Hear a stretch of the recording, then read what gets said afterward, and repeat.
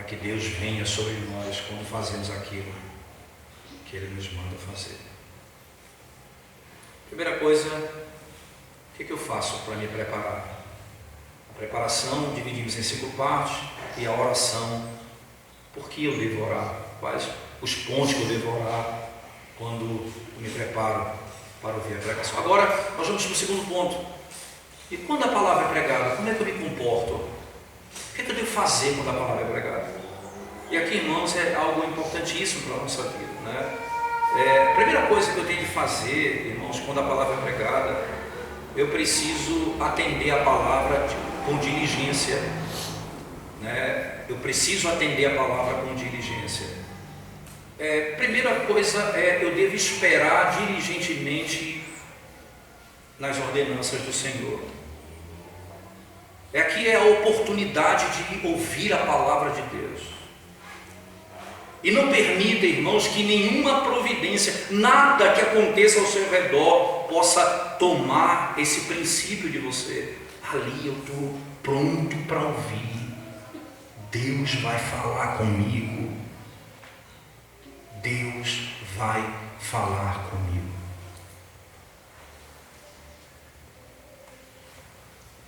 Primeira Timóteo, no capítulo 4, verso 13, o apóstolo Paulo, 4:13 diz assim: até a minha chegada, aplica-te à leitura, à exortação e ao ensino. Até a minha chegada, aplica-te à leitura, à exortação e ao ensino. Por que, irmãos? Porque há aqueles que vão ouvir o que vai ser pregado, aqueles que chegam para pregar. E veja, irmãos, eu chego para pregar sem a consciência do que eu estou fazendo. Eu chego para ouvir sem a consciência do que Deus está fazendo.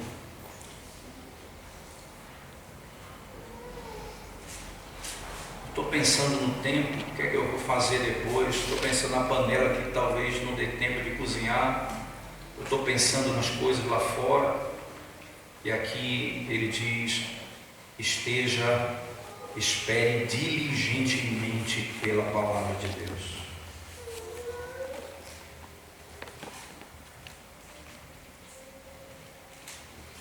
É a chance da sua vida, irmãos. Como diz Provérbios 8:34, bem-aventurado é o homem que me ouve e que diariamente assiste aos meus portões, esperando nas portas do santuário. Aquele que aguarda. Veja, irmãos, eu estou aqui aguardando, a minha diligência, eu estou aqui esperando, estou na expectativa do que Deus está falando comigo. Meu coração está nessa perspectiva.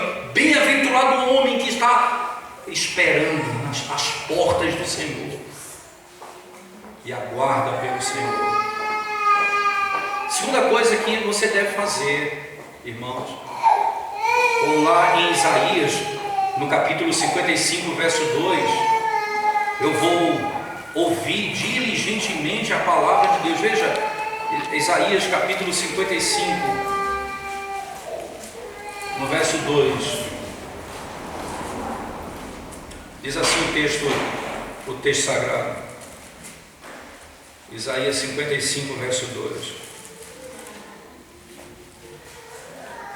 Porque na sequência 2 em diante, por que gastais o dinheiro naquilo que não é pão, e o vosso suor naquilo que não satisfaz? Ouvi-me atentamente, comei o que é bom, e vos deleitareis com finos manjares. Preste atenção atentamente. Vocês vão comer o que é bom, vocês vão se deleitar nos manjares do Senhor.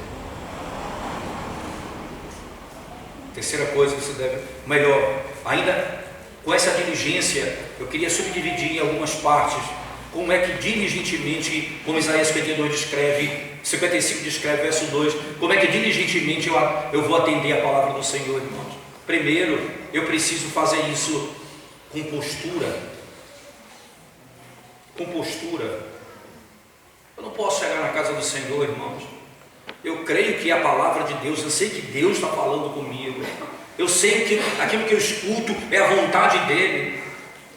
E eu tenho pouco respeito por isso. Da maneira como eu me assento, da maneira como eu fico. Tem pessoas que tomam remédios e elas conseguem, por causa do remédio, elas têm dificuldade de prestar atenção.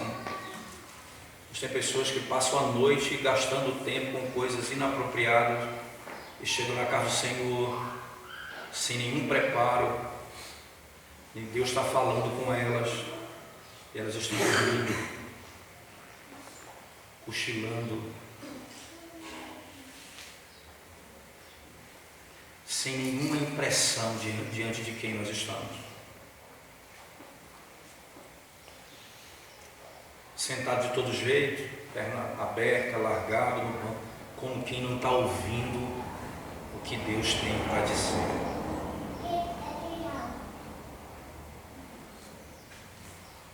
Eles encostam a cabeça, eles cochilam, estão consultando o celular, checando o WhatsApp, vendo o Instagram, e o Deus eterno falando com eles. Naquele dia, porque estavam na casa de Deus, imaginarão que eles conhecem a Deus. Pior, que Deus os conhece.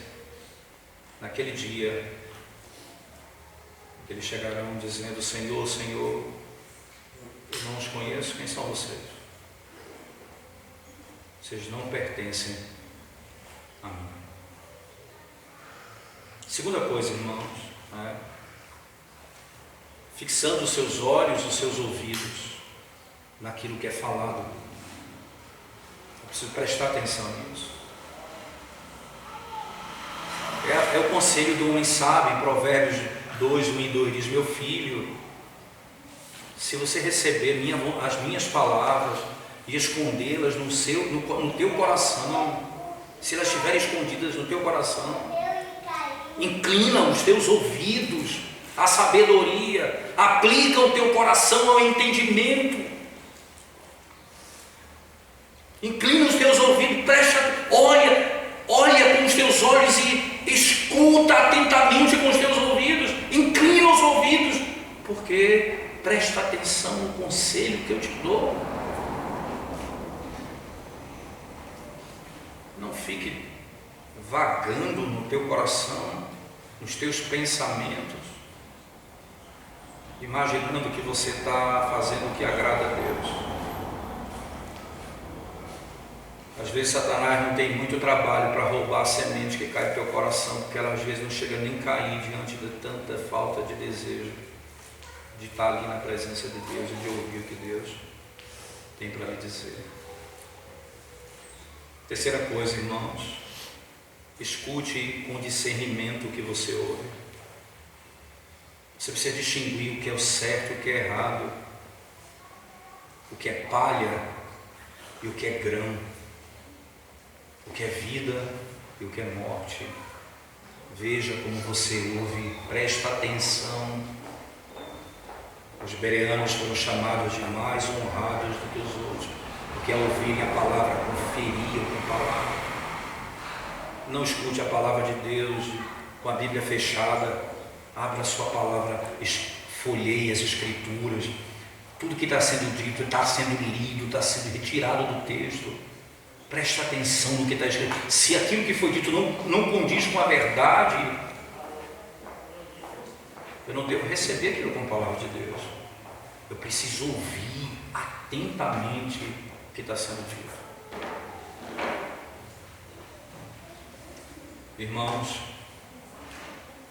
é preciso ainda dizer, eu preciso me esforçar para conhecer a mente de Deus. Em quarto lugar, eu preciso me esforçar para conhecer a mente de Deus na sua palavra. Ouvir com entendimento. Isto é, não apenas atentar para as palavras, mas aquilo que está em volta das palavras, ao redor das palavras.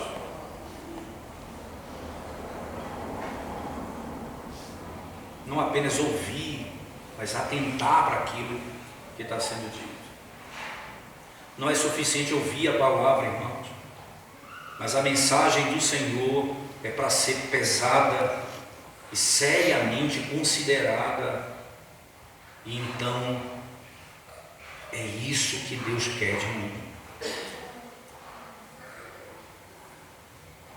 Às vezes a gente tem experiência como pastor em vários lugares, e isso me impressiona às vezes. Até você pregou um tema, a pessoa viu uma coisa daquele sermão e disse: eu estava numa dúvida, isso resolveu meu problema. E aí o problema dele não tinha nada a ver daquilo que foi instruído no texto sagrado. Ele estava ali para resolver um problema, ele não estava ali para resolver, ouvir a palavra de Deus. Ele não entendeu o que Deus disse a ele. Ele estava ali para pincelar uma informação para ele de um problema pessoal que ele estava enfrentando. É triste isso demais, irmãos. Imaginar isso. Eu não estou dizendo que Deus não fale particularmente com cada um das suas necessidades. Ele fala, mas Ele fala a mente dele, aquilo que é a verdade, como você pode tirar da própria Escritura. Não é uma implicação pessoal que eu estou dando, não é algo que eu extraio da minha própria cabeça, é algo que precisa sair da Escritura, precisa como um fruto brotar da raiz e da árvore que está sendo ali anunciada. O fruto não é diferente da árvore.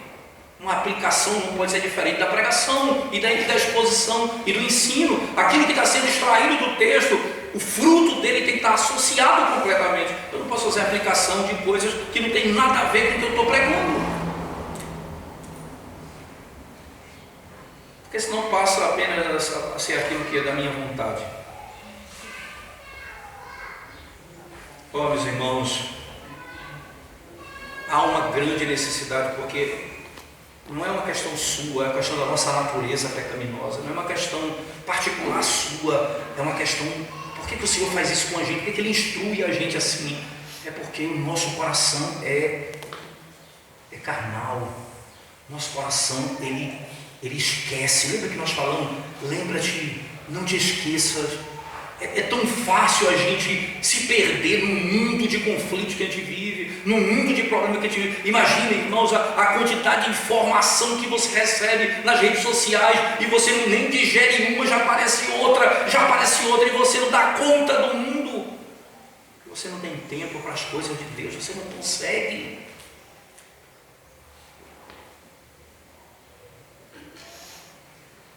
Isso é algo que a gente precisa trabalhar urgentemente.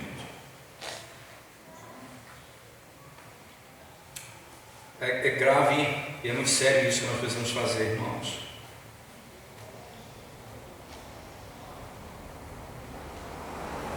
O dever de ouvir a palavra, Deus falar comigo, é algo seríssimo, porque isso diz respeito à tua eternidade. A tua eternidade. Não são coisas que diz respeito aos problemas de amanhã, depois, ou uma solução de um problema que você tem para resolver daqui a 2 dias. Deus pode te orientar quanto a isso, não tem dúvida, não é esse o meu ponto. Mas o que Deus tem para falar para você diz respeito à tua eternidade. É por isso que o Senhor lida com esse assunto com tanta seriedade. Com tanta seriedade.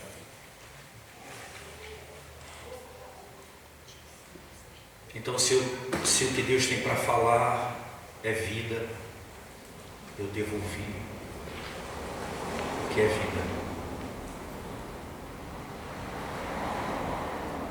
O salmista, no Salmo 58, verso 4, diz as características do nosso próprio coração nesse sentido.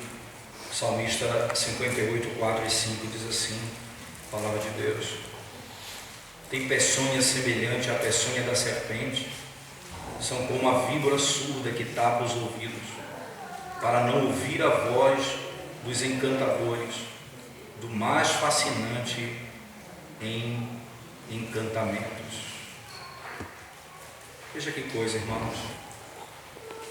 Falais verdadeiramente justiça, diz o salmista no verso 1. Ó juízes, julgais com retidão os filhos dos homens?